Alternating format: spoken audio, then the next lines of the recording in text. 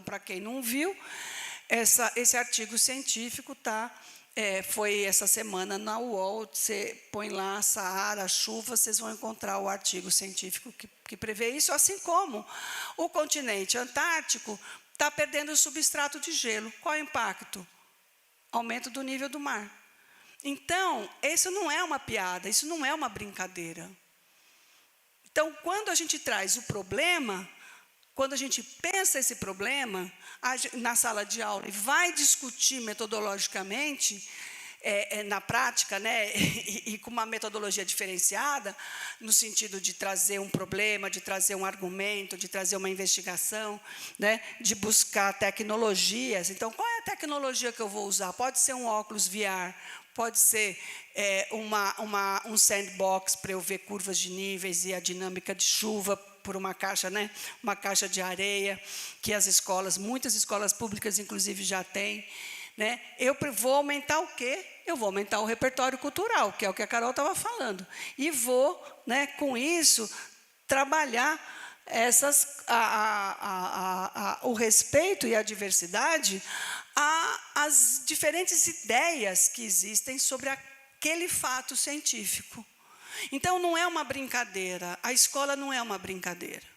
A escola é um lugar sério, é um lugar onde a criança, o jovem, vai construir o conhecimento.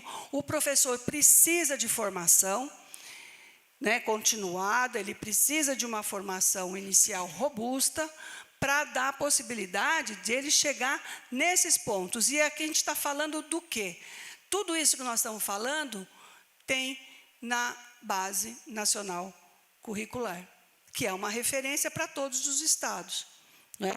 E que muitos estados levam isso mais específico para a sua região. Então, essa dimensão, né, somando a tecnologia, vai fazer com que a gente não seja superado pela inteligência superficial e a gente se contraponha ao artigo do FMI, que nós vamos perder o emprego. Não vamos perder, nós vamos ganhar outros empregos, outros tipos de emprego, mas não vamos ficar desempregados. Por isso, a gente tem que ficar otimista com o futuro. E quais são as habilidades que são necessárias para utilizar o que o mundo digital nos oferece com autonomia? Essa foi uma outra pergunta também que a gente se fez planejando e programando essa atividade com vocês hoje. Então, para nós, em primeiro lugar, a necessidade de uma alfabetização que seja digital, uma alfabetização que seja essencial, que compreenda que o ponto de partida é a realidade do aluno, que compreenda que o ponto de partida é o que o mundo digital nos impõe hoje. Então, é necessário saber utilizar, sim, dispositivos, plataformas, mas vai muito além disso. Nós precisamos também desenvolver habilidades de analisar criticamente o conteúdo ou a informação que aquele artefato, que aquele instrumento está me entregando. Identificar intenções e interesses que tem por trás de uma notícia. Há uma quantidade, nós somos atravessados hoje de maneira cotidiana o tempo inteirinho por informações. Como é que nós estamos preparando os alunos para lidar com essa enxurrada, com esse volume gigantesco de informações que o tempo todo eles recebem?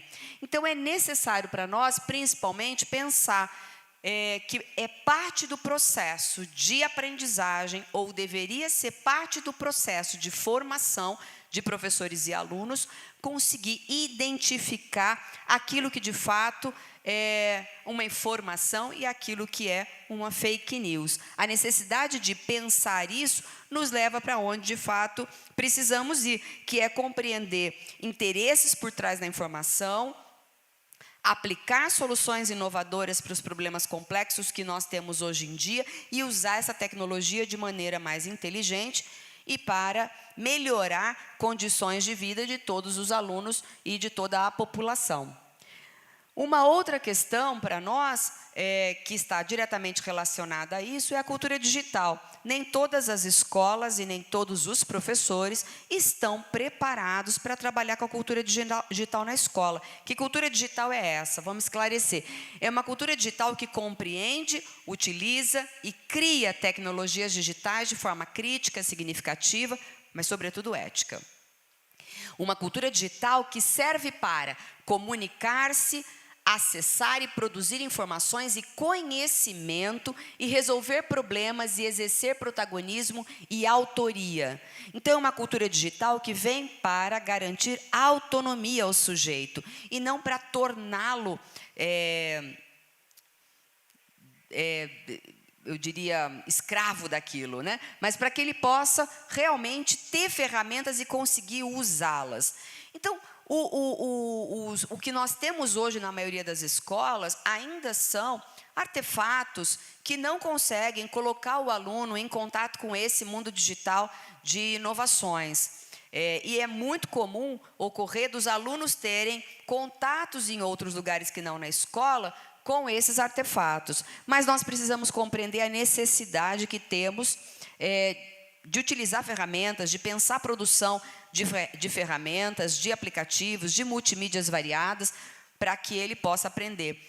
Qual que é o cenário ideal? O cenário ideal é que a gente pudesse ter, de fato, programação e linguagem, os alunos serem preparados já no processo de alfabetização nas escolas, com linguagem de programação, domínio de algoritmos, entre outras variáveis que compõem a cultura digital e que podem assegurar viver nesse mundo digital com um pouco mais de autonomia.